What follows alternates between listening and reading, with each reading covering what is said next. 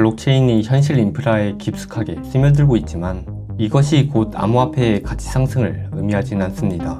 네트워크의 사용량은 폭발적으로 늘고 있는 반면 이 과실이 코인의 가치로 연결되는 고리는 끊어져 있기 때문이죠.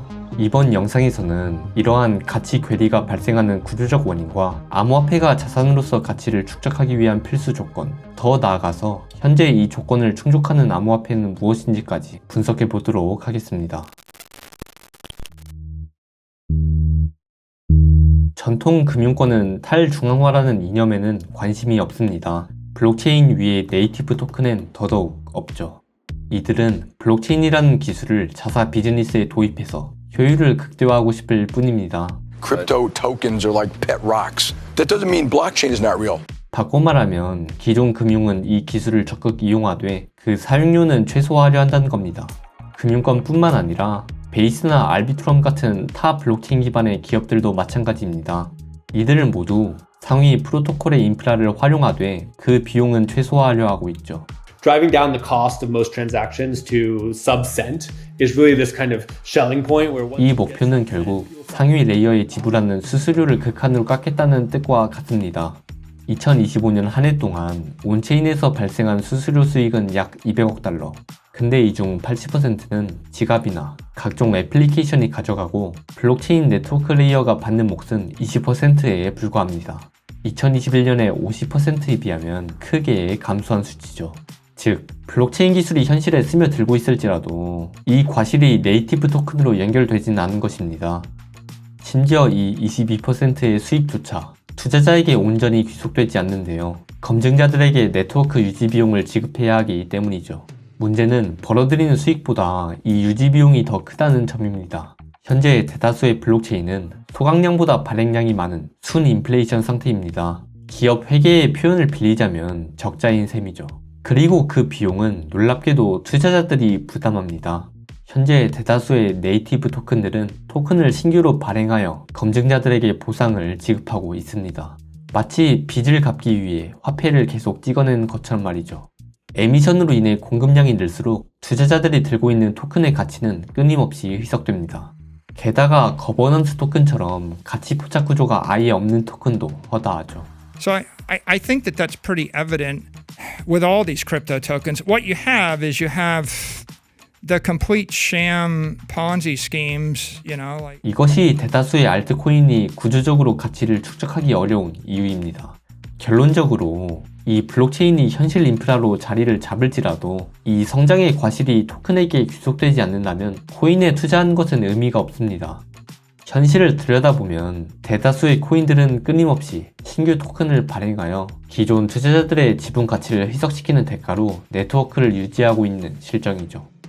결국 이 시장에서 옥석을 가려내기 위해서는 평가 방식 자체를 바꿔야 합니다. 더 이상 기술력이나 화려한 내러티브에 의존해서는 안 됩니다. 이 알트코인도 주식과 마찬가지로 현금 흐름을 창출하는 자산으로서 그 펀더멘탈을 객관적으로 검증해야 한다고 생각합니다. 그래서 저는 이 암호화폐가 자산의 가치를 갖기 위해서는 크게 3가지 조건을 꼭 만족해야 한다고 생각합니다. 혹시 오해하실까봐 덧붙이자면 비트코인은 예외입니다. 비트코인은 가치 저장의 수단으로 자리를 잡아가고 있기 때문에 현금 흐름을 창출하는 자산과는 다르게 평가해야 합니다.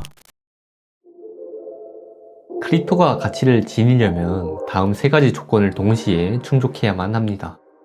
첫째는 해당 블록체인 네트워크, 그 위에 있는 앱이 아니라 해당 네트워크가 실제로 이익을 창출할 그러한 구조적 설계를 갖고 있으며 그 이익이 실제로 투자자들에게까지 귀속이 되는가입니다. 앞서 말씀드린 것처럼 대다수의 블록체인은 현재 순 인플레이션, 적자 상태입니다. 이를 뒤집으려면 압도적인 사용량을 끌어모으거나 블록 수수료의 단가를 높여 실제로 이익을 내야 하고, 그리고 그 이익이 반드시 소각 증액 방식으로 토큰 보유자에게 환원되어야만 합니다. 소각되는 코인량이 새로 발행되는 코인량을 압도해야만 비로소 가치가 축적될 수 있습니다. 둘째는 경제적 해자가 있는가입니다. 첫 번째 조건을 달성하기 위해 도매 수수료를 인상했다고 가정해 봅시다. 그런데 이 비용을 부담하는 레이어 2 체인들이 더 저렴한 경쟁 체인으로 이탈할 수 있다면 수수료 인상은 오히려 사용량 감소로 이어져 총 수익은 줄어듭니다. 그래서 반드시 필요한 것이 이 해자입니다. 해자란 단순한 기술적 우위가 아닙니다. 진정한 해자란 이제 더 저렴하고 빠른 경쟁 네트워크가 등장을 해도 핵심 고객들이 이 메인넷을 떠날 수 없게 만드는 그러한 구조적 락인 효과입니다. 수십 년간 스위프트가 느리고 비용이 높았음에도 전 세계 은행들이 쉽게 이탈하지 못했던 이유도 여기에 있습니다. 마지막 조건은 이 변동성이 큰 네이티브 토큰을 실제로 보유하고 있을 이유가 있는가입니다. 특히 스테이블 코인과 비교했을 때 말이죠. 스테이블 코인이 온체인 참여에 대안이 된 지금 네이티브 토큰은 스스로의 존재 이유를 증명해야만 합니다.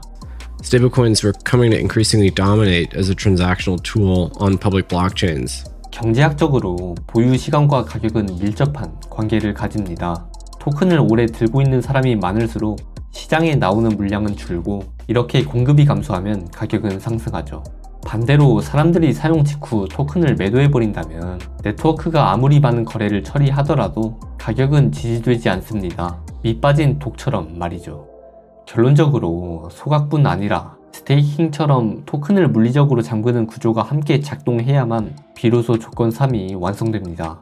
이 세 가지를 충족하는 코인만이 장기적으로 가치를 축적해 나갈 수 있는 자산이 될 수 있을 것입니다.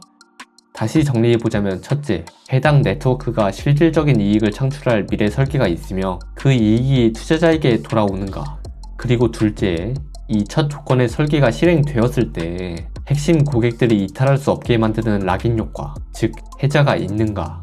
마지막으로 셋째, 스테이블 코인이라는 대안을 두고도 이 네이티브 토큰을 장기간 쥐고 있어야 할 명확한 이유가 있는가입니다.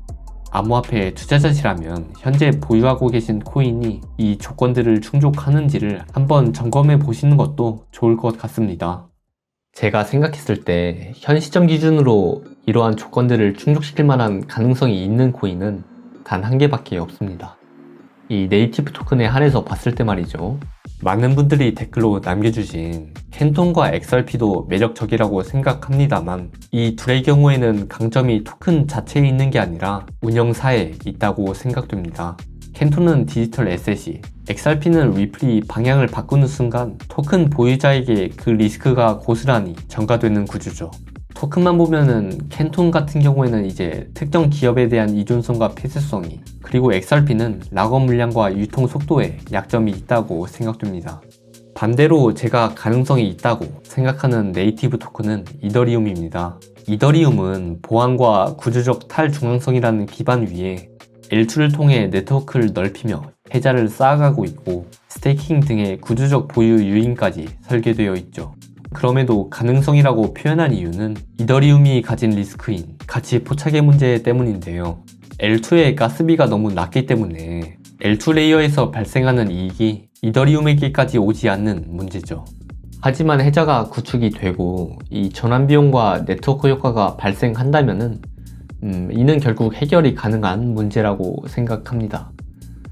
근데 사실 그때 투자해도 늦지 않습니다. 이 효과가 확인됐을 때 말이죠. 물론 가격이 좀 더 많이 비싸져 있겠지만 이로 인해 해소될 이 불확실성을 생각을 한다면은 오히려 그 시점이 더욱 매력적인, 리스크와 리턴을 고려했을 때 더욱 매력적인 시점이 되지 않을까 하고 개인적으로 생각합니다. 그 시점이 온다면은 저희 채널에서 공유를 해드리도록 하겠습니다. 오늘 영상은 여기까지입니다. 시청해주셔서 감사합니다.